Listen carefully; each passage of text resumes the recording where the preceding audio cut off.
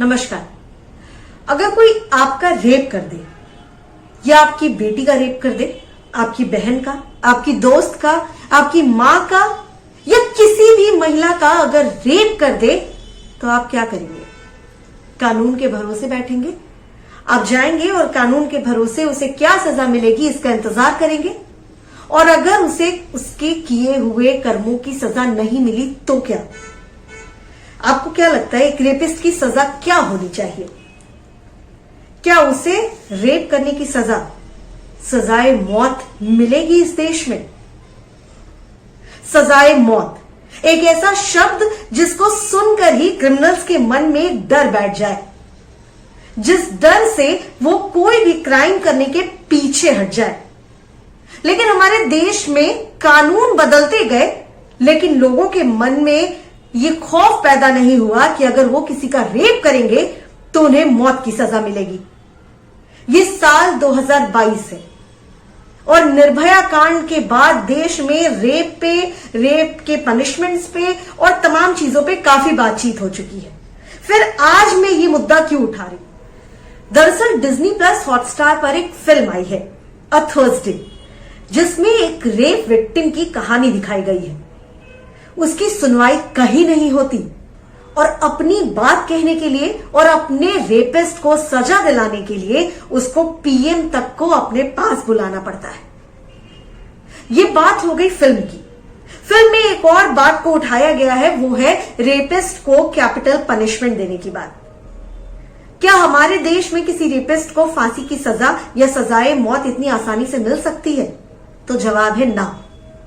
निर्भया कांड के बाद जब देश में हर तरफ एक ही आवाज उठी कि रेप करने वालों को कड़ी से कड़ी सजा मिलनी चाहिए या उन्हें सजाए मौत मिलनी चाहिए, उसके बाद हमारे देश में कानून जरूर बदला, लेकिन बहुत सारे प्रावधान डाल दिए गए। जैसे छोटी बच्चियों के साथ रेप के मामले में आपको फांसी की सजा मिलती है, डेथ पेनाल्टी हमारे यहां भी है, लेकिन rarest of the rare case में। और rarest of the rare case क्या है ये हम और आप बहुत अच्छे से जानते हैं। उसमें अक्सर रेप विक्टिम की मौत हो जाती है। तो क्या डेथ पेनाल्टी या कैपिटल पनिशमेंट रेप करने वालों के लिए इस देश में जरूरी होना चाहिए? अब मैं आपको बताती हूं दुनिया के कुछ उन देशों के नाम जहां पे रेपिस्ट को भारी सजा का प्रावधान। सबसे पहले बात करते हैं अपने पड़ोसी देशों की। पाकिस्तान में भी रेप करने वालों को डेथ पेनाल्टी मिलती है। चीन में भी ठीक ऐसा ही है, एक रेपिस्ट को सजाए मौत दी जाती है। अफगानिस्तान में तो सजा और कड़ी है, मौत की सजा जरूर दी जाती है, लेकिन सबके सामने फांसी पर लटकाकर। अब बात करते हैं दूसरे देशों की। सऊदी अरब में कानून इतने सख्त हैं कि कुछ दिनों के अंदर, शायद 4 दिन, एक रेपिस्ट को ढूंढा जाता है, सबके सामने उसे या तो गोली मारी जाती है या पब्लिक प्लेस पर हैंग कर दिया जाता है। ऐसा ही है ईरान में, वहां भी सजाए मौत है।